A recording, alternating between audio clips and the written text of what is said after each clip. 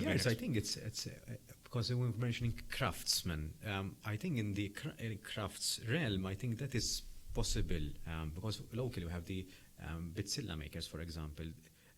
It is or people who do the berry field on the local buses or and the glass blower. I mean, there's a lot of there's a lot of skills. I think that through that channel, through the artisan channel, I think you can be passionate and take it throughout your whole life, because the growth there is very slow.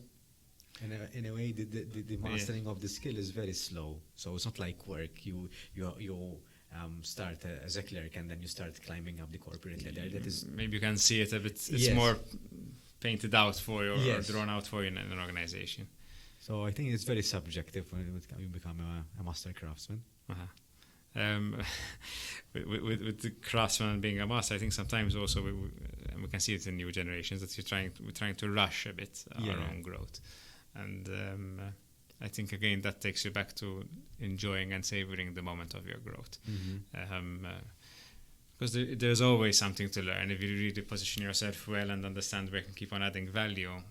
It's dynamic. If we rush through something, I think I've like burnt out this career now. What's next for me? Because you always feel, and you imagine yourself doing the same thing for all your life. Yes, it's a bit more difficult now to imagine that maybe. Yeah.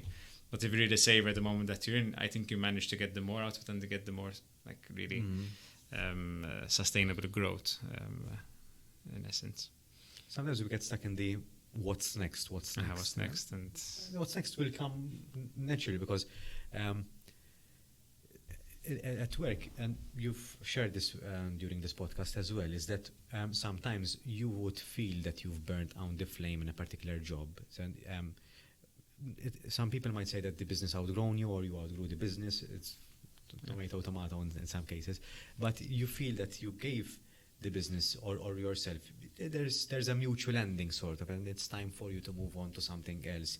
It's something that you feel, so we don't necessarily need to think about the what's next all the time when it comes to work, because when the flame dies, you would know that it's time for you to move on. So it's a more reason to savor the moment and enjoy your journey at your current employment in this case. And there might be changes around you that, I mean, I think you feel that, like now is really time. I think I've reached this level. I think I've also maybe helped the team reach a certain level, so I'm happy now to step aside and see what's next. And sometimes there are also changes that are out of our control, like things that happen within the business, change in direction. So you know what? I think now I'm no longer the right person, or this person that you need now. Now it's time to go to the next level.